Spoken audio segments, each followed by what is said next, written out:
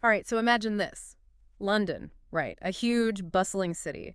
But hold on, it wasn't always the sprawling metropolis we know today. Get this, it was once way smaller. Crazy, right? It's wild how much cities have transformed over time. I know, right? It really makes you think about how they're not just buildings and streets, but reflections of these huge societal changes. They really are like a mirror to everything happening around them. Power dynamics, social shifts, the whole shebang. Exactly. And that brings us to today's deep dive, where we're going to unpack all of this with Ira Katznelson's Marxism and the City. We're looking at how cities became so central to modern life and how Marxist theory helps us understand all of it. Because it's not just about the physical stuff, the concrete jungle aspect. Katznelson hits on a really important question.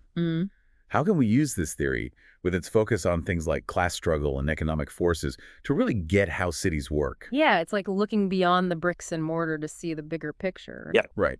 And to grasp Katznelson's argument, we need to rewind a bit, back to the 19th and 20th centuries. Cities were exploding in size, getting more and more complex. Thinkers like Tönnies, Durkheim, they were grappling with this idea of differentiation. Differentiation, so like cities becoming more specialized, more diverse. Precisely. They believed traditional cities were simpler, more integrated communities. But modern cities, they saw them as this jumbled mix of different functions, social groups, all coexisting, but not always smoothly. I can see that. Like, imagine trying to build a strong sense of community in a city versus a small village. Totally different vibe. Exactly. But here's the thing. This differentiation model, while it's good at describing what cities were becoming, it kind of missed the mark on why these changes were happening. It's like describing the symptoms without fully diagnosing the root cause. So they saw the changes, but didn't fully grasp the underlying forces at play. Things like, oh, I don't know, the Industrial Revolution, massive migration, all those things impacting these urban areas. Exactly. And that's where Katznelson steps in. He argues that Marxist thought could have offered a much more powerful lens. After all, Marx and Engels, their whole thing was about how economic forces, especially under capitalism, shape society from the ground up. It makes you wonder, if anyone had the tools to analyze those power dynamics in the city, it would be those guys, right? The whole class struggle, the haves and have-nots, seems like a perfect fit. You'd think so, right? But here's the kicker.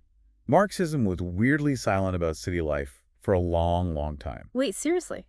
The cities are where you see those class divisions, the effects of capitalism most clearly. You're absolutely right, and that's what makes it so interesting. Early on, Marxist thinkers were focused on something else, the relationship between town and countryside, that rural-urban split. They basically saw the city as a consequence of how capitalism worked, the place where factories popped up, where the working class ended up. Okay, so they were more focused on the bigger picture, not zooming in on the finer details of what was happening within those urban spaces themselves. Right. Their main interest was in how cities functioned within this bigger system of capitalist exploitation, not the intricate ways urban spaces reflected and even reinforced those power dynamics. They were laser-focused on the division of labor, viewing cities primarily through that economic lens. It's like they missed this whole layer of the story, like looking at a map but not really noticing the different neighborhoods within a city, you know? Perfect analogy. And this oversight, it wasn't just theoretical, it actually had real consequences. Think about the policies of some communist regimes. Their emphasis on industrialization often came at the expense of urban development, even leading to policies of de-urbanization sometimes. Wow. So a theory that was supposed to be about empowering the working class ends up being used to push people out of cities. That seems a little counterintuitive. It really does. But things began to change in the 1960s and 70s. So what shifted? Why did cities finally start getting the attention they deserved from Marxist thinkers? Well, for one, the world was a different place. The rise of new social movements, urban uprisings, the civil rights movement, these things forced a rethinking of the city. Scholars like Lefebvre, Castells, and Harvey, they put the city back on the Marxist agenda. They saw it as more than just a place of production. It was a site of social reproduction, too. Social reproduction, that's a new one. Sounds like we're moving beyond just the economics of city life. Exactly. So break it down for us. What does that mean exactly? We're talking about things like housing, family life, Yeah. access to basic services, those everyday experiences that are central to our existence, but often overlooked in those traditional economic analyses. Think about it. It's not just about work, right? It's about how we live, how we connect with each other, the struggles we face just trying to get by in the city. Okay, so how do we connect this social reproduction to the city itself? How did those thinkers view the actual urban landscape? They were fascinated by how the city, the actual physical environment, shaped people's lives in a much broader sense. Not just their work lives, but everything. Lefebvre, for example, talked about the right to the city. Right to the city. What does that even ruin? It's this powerful idea that people should have a say in how their urban environment is shaped, how resources are distributed, not just having a roof over your head, but having a voice in the decisions that impact your life. So, fighting against displacement from gentrification, advocating for more green spaces, affordable housing, all those things that impact our quality of life in a very real way. Exactly. Lefebvre argued that the city is a shared space. Its inhabitants should have a say in how it evolves. He was very critical of how capitalist forces often prioritize profit over the needs of people, leading to inequality and exclusion. That makes sense. And did this idea of the right to the city, did that catch on? Did other thinkers pick it up and run with it? Well, absolutely. It became a central concept for this new generation of Marxist urban theorists. Harvey, for example, connected it to those dynamics of capitalist accumulation.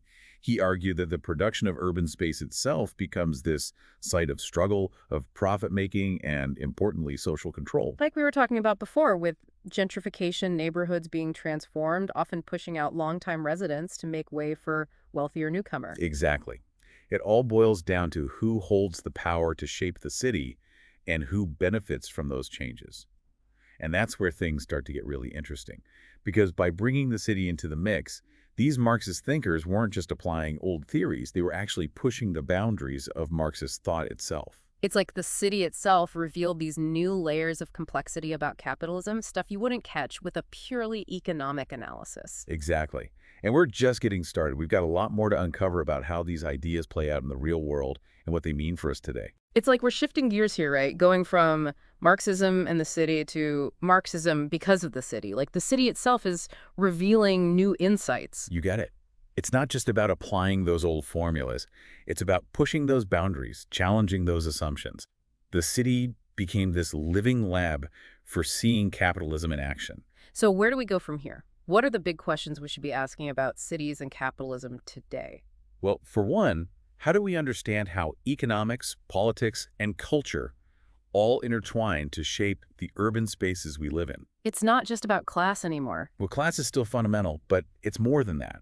We've got to consider race, gender, identity, access to resources, the environment. They all intersect and play out differently in cities. And a city in, say, the global south is going to have a different experience with capitalism than a city in Europe or North America. Exactly. It's not a one-size-fits-all situation. The history is different, the legacy of colonialism, the way capital and people move around the globe, all these things shape the urban experience. So how do we make sense of it all? That's where I think Marxism still has a lot to offer.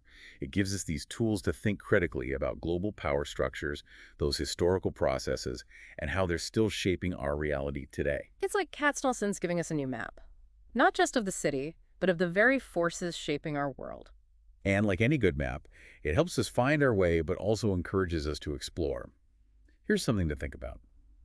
What if the very act of reclaiming urban spaces, things like community gardens, public art projects, those grassroots movements, is a form of resistance against the dehumanizing parts of capitalist cities? Taking back the city, making it work for everyone, not just a select few. Exactly. And that's not just about analysis, it's about action, engagement, working together to build those just and equitable cities. It makes you think about all the public spaces that are becoming privatized, controlled. You see it everywhere, right? Parks, plazas, even sidewalks. It's like the city itself is becoming commodified. And that's where understanding those Marxist urban theories is so important. It helps us connect the dots, see these developments not as isolated incidents, but as part of this bigger system that often puts profit before people. So how do we fight back? How are people reclaiming their cities, pushing back against privatization? There are so many inspiring examples out there. You've got community-led urban farms turning vacant lots into places to grow food and build community. You've got activist groups fighting for affordable housing, challenging displacement from gentrification. People are getting creative. And we can't forget the power of art and culture. Murals, street performances, festivals, they all create that sense of belonging, celebrate diversity, challenge the dominant narrative. They're powerful tools for taking back those public spaces, building that sense of collective ownership. It's like Lefebvre's right to the city idea in action, but this time it's coming from the communities themselves. Exactly. It's not just theory anymore, it's lived experience, a call to action. It's encouraging to see, but it makes you realize how much work is left to do to create those truly just, equitable, sustainable cities for everyone. Absolutely. And that's the challenge we're left with, right? As we navigate our own urban spaces, how can we contribute to making the city a place where everyone has the right to live, thrive, shape their own destinies? That's something we can all think about no matter where we live.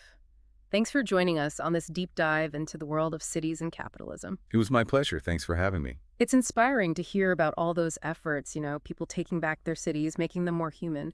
But it makes you wonder, how do we make sure it's truly inclusive? Like, are we just shifting the inequality around instead of fixing it? That's the million-dollar question, isn't it? It's not enough to just reclaim space.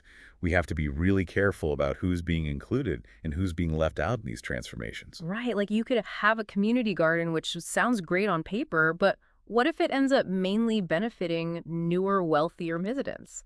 Especially if the longtime residents are getting priced out because of rising property values.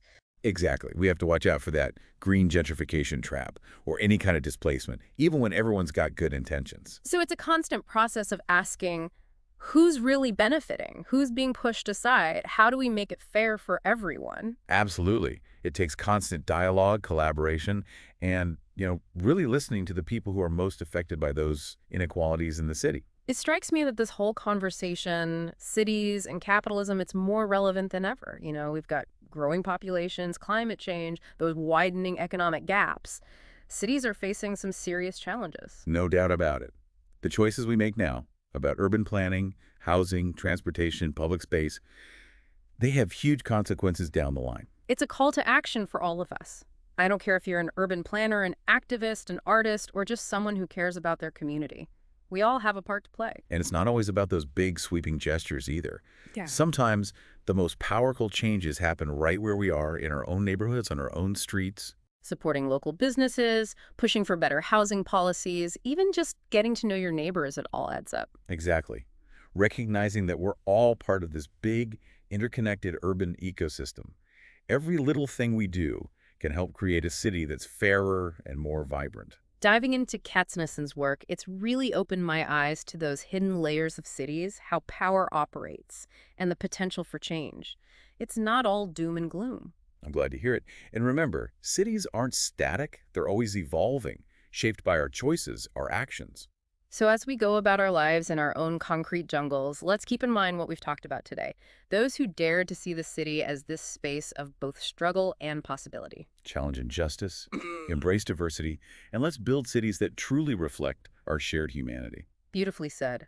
Thanks for joining us on this deep dive into cities and capitalism. We hope you'll keep exploring these ideas and think about how you can contribute to creating those equitable, thriving cities for everyone. It's been a pleasure. Thank you.